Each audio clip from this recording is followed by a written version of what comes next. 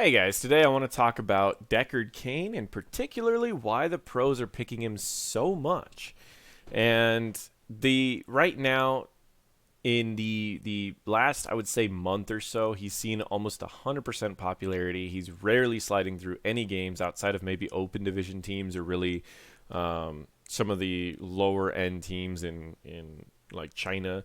Um, he's brutal. He's absolutely brutal. So I want to talk to you guys about how the pros are playing him and why they're playing him so much and how you can utilize him in Hero League. Learn from the pros. And so let's start off with his builds. Firstly, he's being picked onto every map and every situation. So I don't need to talk about his best maps. I don't need to talk about his worst maps. It literally doesn't matter. He's being picked in every situation. For his build, Sapphire is a must pick.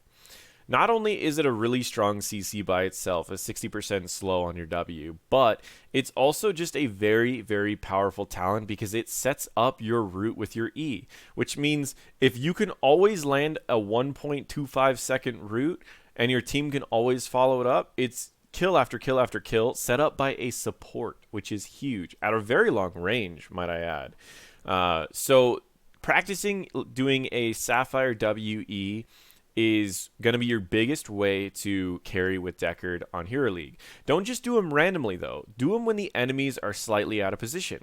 If they're slightly out of position, then you can step up and you can blow people apart. So that's really going to be the biggest thing that you can do out of Sapphire. Level 4, Potion of Shielding's pick. Now, in Hero League, I actually like the healing over time one a little bit, but the reason why Potion of Shielding is picked so much in Pro, and I still think it's an amazing pick in every other situation too, is its immediate shield. The healing over time, if people are all focusing one target, is not going to get any value because they're just going to die, but the shield gets immediate value during fights. That's why it's so powerful. Level 7, Emerald is almost always picked up. It's mainly just because it turns off the healing of another person. But not just one person. People always like to look at Emerald in the dream of Alex Straza puts down a W and then you throw an Emerald at the W and it reduces all the healing and then the W is useless. But healers aren't going to predict that much, at the pro level anyways. However, Emerald is really nice for finishing off one person. Say one person gets a little bit out of position, your team goes in on them, you throw an Emerald out really quick. What's that going to do? It's going to make it to where they can't heal themselves, and it's also going to make it to where their healer can't heal them either. So they'll likely die without being able to get out of that position. It's also pretty good against healers who do large-scale healing during team fights like Malfurion or Stukov, where you can just toss out an Emerald that hits a lot of people at once, do a lot of damage, and they're not going to do a lot of healing during that time. So it's a very powerful talent, and it's pretty versatile as well. In the cases that you feel like you're not going to get a lot of Emerald value or they have a lot of frontline damage, Kanai's Cube is not only a good choice, but it has a pretty good statistic in HGC of winning games when it is picked. Lornado's picked mainly for its disruption. However, you will see Stay a While picked up for combos. Things like an APOC on a Diablo, or possibly anything else that like a Ring of Frost where you can get a nice stay a while in the middle of a fight, no one wakes up anyone, and you just blow them up. The reason why it's not picked up too much anymore is because the combos are getting a little bit predictable and it's putting Deckard into a tough position. So while I still like this for Open Division, for NGS and Team League, as well as a decent amount in Hero League, it can be a little bit tricky because of the position it puts you in. So Lornado is often picked up instead. Level 13, a must pick is Ancient Blessing. The main reason why Ancient Blessing is a must pick is because it has so much utility. It gives you fast AoE damage if you needed to just do wave clear yourself. It also gives huge amounts of damage in team fights, as well as a huge amount of healing for all of your auto attackers in team fights and tanks, because tanks likely are only going to use one or two abilities and just be auto attacking for the rest of the fight. So you're essentially giving all of your tanks AoE splash damage with healing, as well as giving all of your physical damage AoE splash damage with healing, and your even mages should be doing auto attacks in between all their abilities. So this is a huge boost to everyone in general. But the main reason why I think this talent is way too strong is when trying to rush down a boss, a camp, a keep, or a fort, where all 5 of your team members are together, and you're all auto-attacking the same target over 8 seconds. You're adding something like 60 damage onto everyone's attack per second. And some people, pretty much per second. So if you add 62 damage, this is level 1. This thing actually scales. But let's say level 1, 62 damage that you're adding to everyone per second. And there's 5 people on your team. That's adding 300 DPS to a fort, a keep, a camp, a boss, anything. Adding 300 to 400 DPS by yourself as a support over the course of 8 seconds. So over those 8 seconds, say you're adding 300 DPS over those 8 seconds, you're adding like, what is that, 2,400 damage by just pressing your trait once. It's nuts. It's absolutely nuts. Level 16, Scroll of Stone Curse usually picked up. Do you want to do as much damage as an Asmodan's Q as a support? Well, there you go. Herodric's Staff sometimes picked up as a counter to something like a Genji that's going to dive into your back line. You stun him, you blow him up before he even gets out. It's pretty nice. It's not used too much outside of that. It's a little too risky to step up and then try to stun in the front line. Bottomless Flask, level 20, really everything's viable. Mornado doesn't pick too much just because the power of Bottomless Flask and Perfect Gems is better than that. But you will see that Respect the Elderly has some of the highest win rates out of any level 20 talent in HEC, sitting at a 100% out of the games I chose, and it usually averages about a 90% win rate. If you do have the ability to combo your sleep into other people's things, you pretty much won fights with Respect the Elderly. And it is one of my favorite talents in Hero League. Anyways, let's get into this game.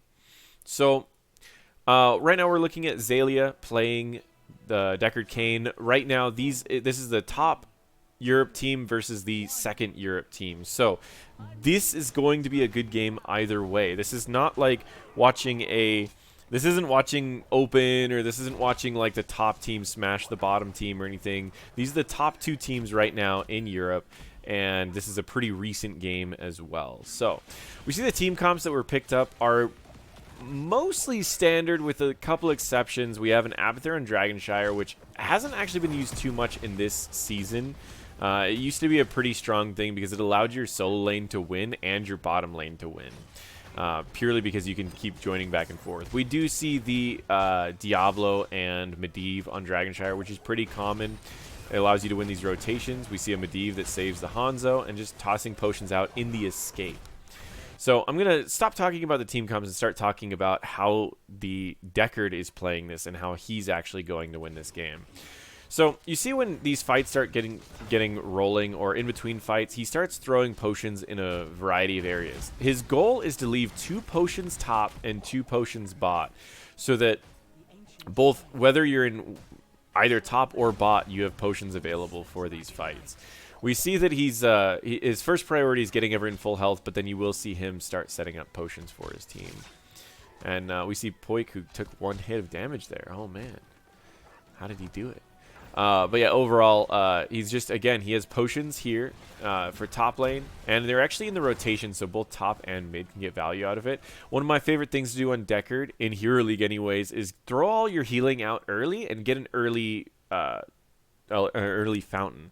Because early fountains, you can pretty much, on Deckard, is one of the few healers that you can get a fountain almost every time that it's up, and you're gaining value out of it every time. If you don't do that, you're going to find yourself losing mana on Deckard a lot.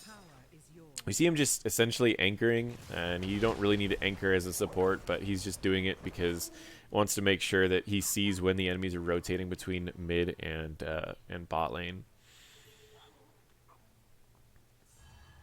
One thing that I don't like that he's not doing right now is he has almost no potions available, and he's just sitting in lane. He definitely should be getting extra potions out. You should always be having your potions going off cooldown whenever you are trying to do anything. It's just really just the biggest thing that you can do. You want to make sure to leave a few potions in every lane at all times.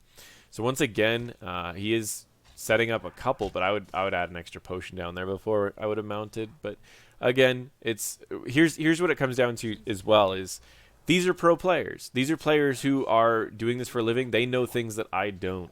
So as much as I can analyze this and say he's not throwing enough potions, they could be talking about something in communication, or they could just be purely saying, hey, it's not worth it for me to throw a potion here.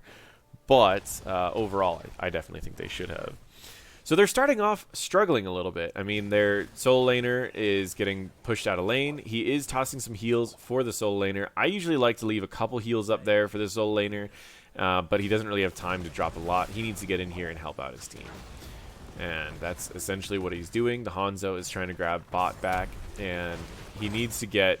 And he's doing everything he can for wave clear. I don't really like that, but they don't have a lot of wave clear in this draft right now. So he has to do it.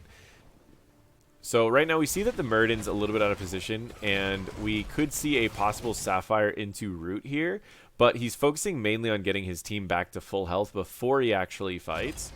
So we see a heal there. It doesn't go off very well, and they are definitely struggling right now in this game. They lost the Medivh stacks as well, so he doesn't have his Master's Touchdown. I definitely think that Xaylia is having a little bit of trouble here. Now, I will say that they've played... In this particular day, they played a lot of games, so there's a chance that he might just be a little bit out of it. But this is still not really an excuse for this. Another time where I like to at least have potions out. I like to have potions out because if you do need them, they're already available. Especially when you have 2 potions that are not even out. There's really no downside to not have it. If you have 5, sometimes it's risky to throw out more potions because you might lose one in a lane that you needed it in. So he's just saving his major combos until people are in a position that's actually out. Say he would have done his full combo on the Murden, he would have been just rooted right there and it wouldn't have gained anything. So you can see that he holds back the Sapphire for quite a while.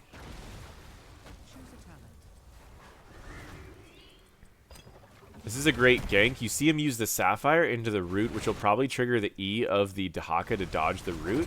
And now that his root is done, that puts it in a position where Diablo can flip him, and they can follow up with a lot of damage. So the Sapphire alone set up quite a lot of this fight, because it already used a lot of the cooldowns off of the Dahaka. Now, they were still able to get out, but you could see how powerful one single Sapphire is in combination of these roots. And imagine if that wasn't a Dahaka there, that definitely would have been someone dead. He uses things for wave clear. Once again, his team's lacking the wave clear, so he has to do what he needs to do. I'm going to fast forward quite a bit. He's just going to do his best to keep the Hanzo back to full health. Hold the zone. We have the Karazim already took back top, and we've got the Deckard back down here. We're going to fast forward once again. Goes up mid, just helping with wave clear. Now, we saw him get the fountain earlier, and once again, I like to get early fountains with Deckard because he has it back so quick. Now, here's a tricky part. He goes for the root early as the slam goes off because he knows that at the end of the slam stun, the Diablo is going to flip him back and there's going to be another stun. The tricky part about this particular fight is he can't use the Sapphire or his W too early because if the root doesn't go off, if anything goes wrong in this scenario, Murden's going to hop away.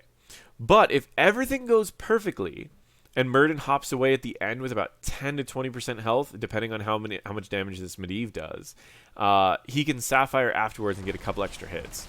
So in this case right here, the first root lands and a lot of damage goes off, and he's saving everything for the Murden jump. When the root ends, watch the Murden jump away. Oh, he did actually use the Emerald. He was trying to reduce the healing from the Abathur there. That's interesting. I would have saved... I don't know. I think this is definitely a solid play. I probably would have saved it for after he jumped to Sapphire here. The reason why is because it would have made it to where he's really slow and you could get on the other side of him, but instead they're going to use portals, and this is going to be really, really tough. I don't know if they're going to be able to get this kill, and they're in a really rough position. So I think it would have been safer to just use the Sapphire. I don't think the healing from the Abathur was that big. When the Sapphire would have kept Murden right here as they slowly could have walked up, dealt damage to him, and used the portals to get out. But either way, I don't think the difference would have made any... I don't think either way they would have been able to get the kill there. They are able to get top, and they are going to go for the dragon. It was just the Deckard going for it. Normally, you don't want your healer in it, but if anyone can get it, it's better than no one getting it. So we see the Dragon Knight go off. I'm going to fast forward through the Dragon as he just does pretty much normal Dragon Knight things. Goes for a fort, goes for another fort. And now that he's out, we see him immediately go for the route to follow up the stun from the Diablo, and the Diablo also immediately used APOC as well. So he knows that these stuns are all going to go off, and then he uses the Emerald to reduce the healing on this particular Muradin, making it a lot harder for this Muradin to stay there. He also does something else that's very underrated here that not a lot of people are realizing. Between him and the Medivh, they're all stepping up because they know that if the Diablo's in here alone, he's going to take a lot of damage from the 7-sided.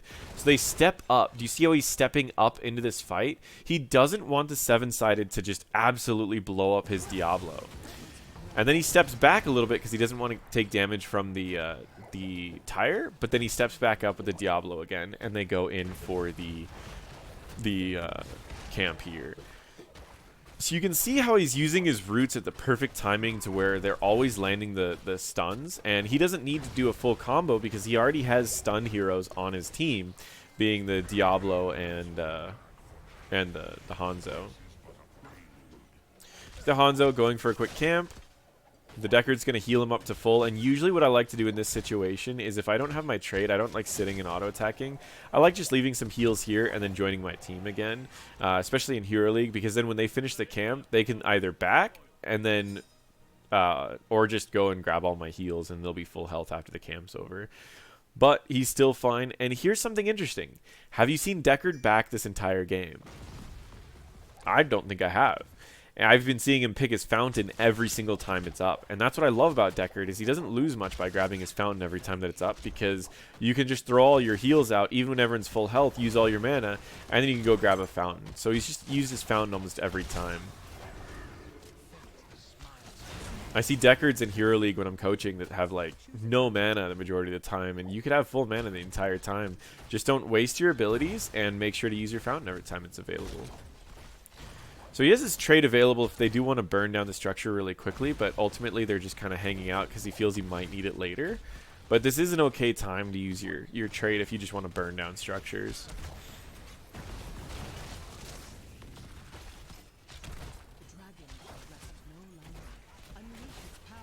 They're staying under the spell armor here. Something that's really underrated is when you're pushing with a spell or with a camp like this, you want to stay under the spell armor because then you're going to win just about every team fight. It's also a great way to like win when you're behind, is if you get one of those camps and you push, you can win down a level or two as long as you're under that spell armor, because the enemies lose like half their damage.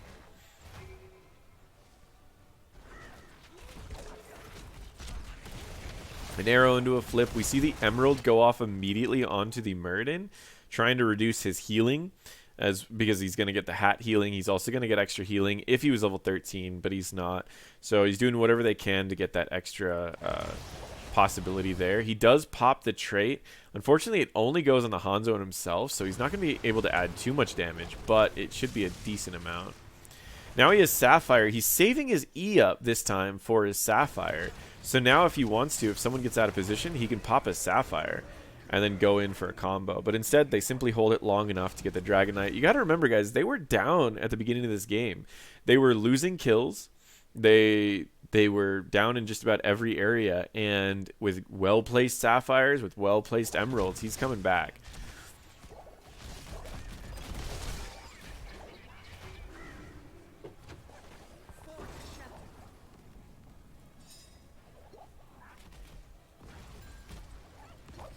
He's setting up heals in an interesting area. I think it's just mainly a rotational path as he sees that the Diablo is going to be rotating. He's standing still. I don't know exactly why. Maybe just to stay in vision so that they don't get flanked. But they have vision of just about everything. And they're stalling out the DK as long as possible. They want to make sure that they get every second worth out of it. Not just the health, but all the seconds as well. So they're playing this pretty safe. They also don't have 16s on the enemy, so it's going to be tough. Once again, another situation where I don't really like that he's just sitting there. I'd rather him place a bunch of potions. These up here aren't going to do anything. So it's better to set up potions all in this area. So if you're in Hero League and you want to carry with Deckard, these are the times you want to be setting up potions all in these areas so that if there is a fight, you're set up for it and the enemies are not. And it doesn't hurt because you're not losing any potions from this. Right here's a time where sometimes if you didn't have a Hanzo, I would probably just pop my trait, as it would make it to where these 4 people would all have AoE damage added to all of their attacks, making this camp blow up in about 3 seconds. They have a Hanzo and they don't need to rush, and the Hanzo missed his whole W, but they didn't need to rush it. They were perfectly fine. So he's getting some heals out. Now he has heals available down at bot lane. He has heals available at top lane. And he's setting up a couple heals for this neutral camp. As here's the tricky part. With this camp going down, there is only going to be 1 camp available on the map, which means that the enemies are going to know exactly where they are. So you can see how they are trying to stagger this a little bit so that they don't know. But he tossed heals down here to prep for this camp so that the Hanzo has heals in case he needs it. And he also shows up to help him out.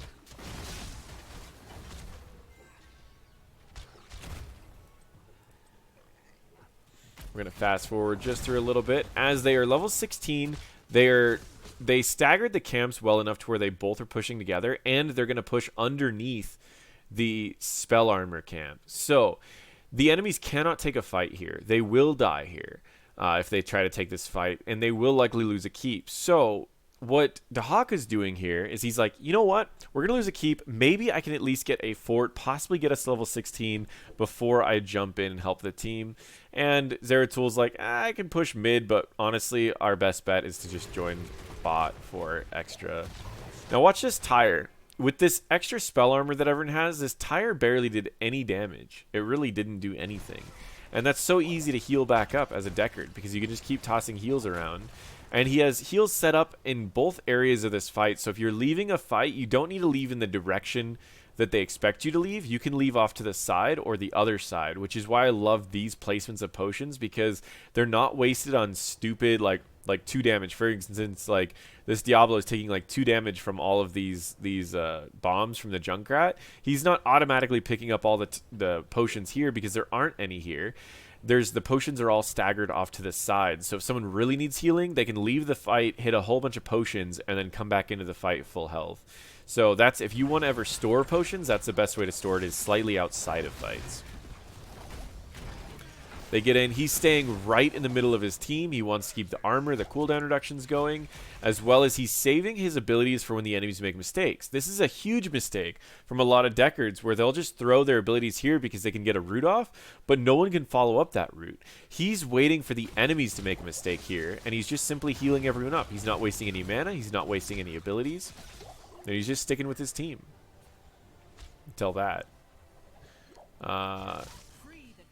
Oh, he was staying bot so he could get this. That makes sense. It looked like everyone took the portal, but he's like, nope, I just want to get this. Stays mounted, doesn't waste any potions there because no one would be able to use these potions here.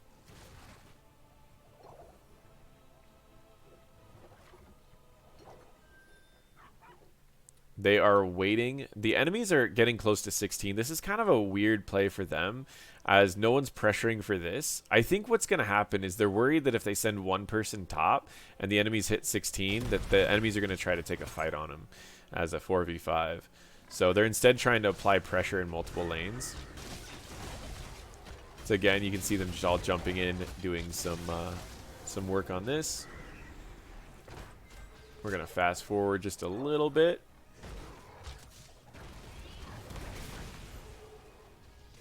We do have Lornado that was picked up by him. I didn't end up mentioning it this game. And he's been a little bit conservative with his Lornados.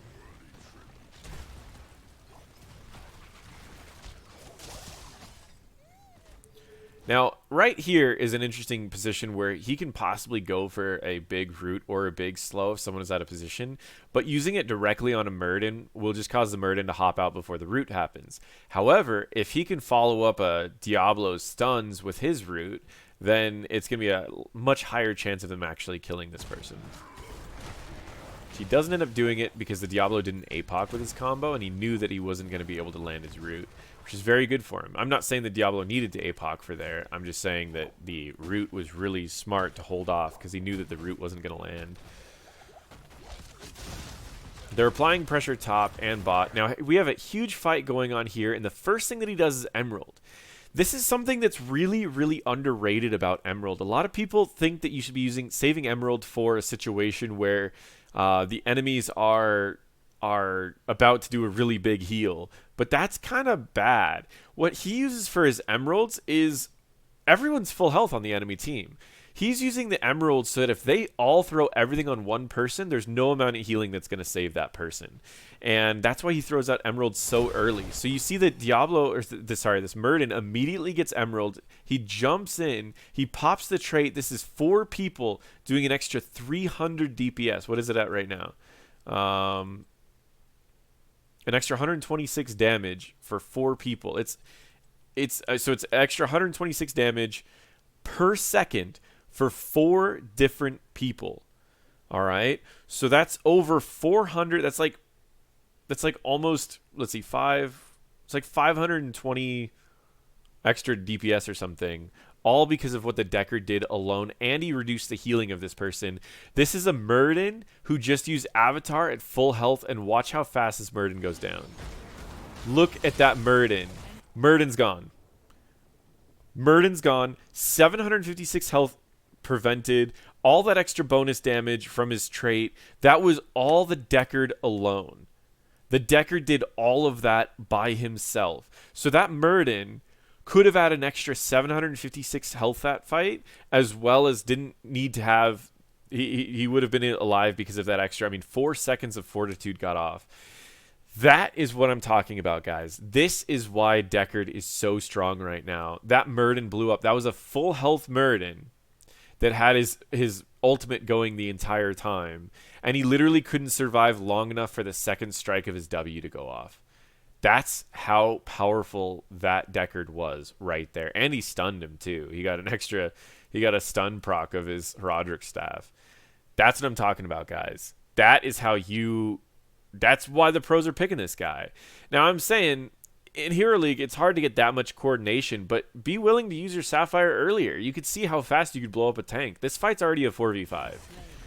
Even Talontiers, it's already a 4v5. He did a Lornado just in case if anyone else committed to that fight too, but he didn't even need to do that. He won that fight just by being Deckard Cain. And he didn't wait for them to use a special heal for his Emerald. He used it on a single target that was caught out of position, and they absolutely just blew him up. It's unbelievable how scary he is. Now, in Hero League, I will say that we're watching this, and they're not making very many mistakes, so you're not seeing a lot of Sapphire plays. But Sapphire, if you practice it and get good at it, this is going to be your tool for carrying in Hero League, is Sapphire into WEs. Every time you're going to be carrying in Hero League with that. We see him step up a little bit when the Diablo was in the 7 strided. He stepped up so he could take a couple hits for the Diablo. But then when the Diablo got out, he stepped out. Again, another very underrated play. We see the Diablo charge in. He just throws healing potions, though, because it was only on a clone, and he knew he didn't need to do anything major there. Simply just getting heals off, tossing heals out in multiple areas, making sure that shields are off in every direction. And at level 20, what do we see picked up? We see the bottomless flasks picked up. So in this particular game, this is on the nerfed bottomless flasks, the 8-second recharge, and he's still picking it. So you can see that it's still a very good talent, which I guess proves me wrong, because in my initial Deckard Cain thing, I thought bottomless wasn't going to be that good. I thought that the Respect the Elder was going to be a must pick, but I do like bottomless with Lornados for sure. So we see the APOC go off, and there's not too much that it's going to stun here. I think just a Murden as well as whoever this is up here. And that's cool. I never noticed these heads have the little masks on them. So we see him immediately go for an E. His goal is just to see if he can root the Kharazim, because if he can root the Kharazim, it's going to lead to a kill. And right there, he also reduced the healing of the Kharazim by tossing out his W first. So the W and the E went off, reducing the the healing as well as landing a root to kill the Kharazim. Once again, guys, he's not caring too much about Sapphire. It's these emeralds every time. So, oh, there goes the Kharazim. 400 healing prevented. Now, he would have died without that emerald, to be honest, but still. He also popped the trade-off. Like, what happens every time that Diablo catches anyone is a root, a trait, and a reduced healing, and that person's dead. Every single time. It's like clockwork. You can see with the extra trait damage onto the core is being absolutely blown apart. And that is Deckard Cain. So what I will say to you who are watching this video and going, why are the pros picking him? It's mainly for Emerald, for his trait, and for the amount of range CC he has. For Hero League, if you want to play him and really carry with Deckard Cain, you want to make sure that you work on your mana management. You don't waste your W's and E's until someone's out of position and use Sapphire WE, and it's going to lead to a kill. And during team fights, don't hold off on your Emerald waiting for that one perfect Emerald against an Alexstrasza. Use your Emerald on specific targets your team is focusing, and they won't get enough healing to save them. So you can lead to way more kills by using your Emerald that way, rather than just waiting and holding off your Emerald forever. These are the ways that you carry with Deckard Cain, and this is why the pros are playing him.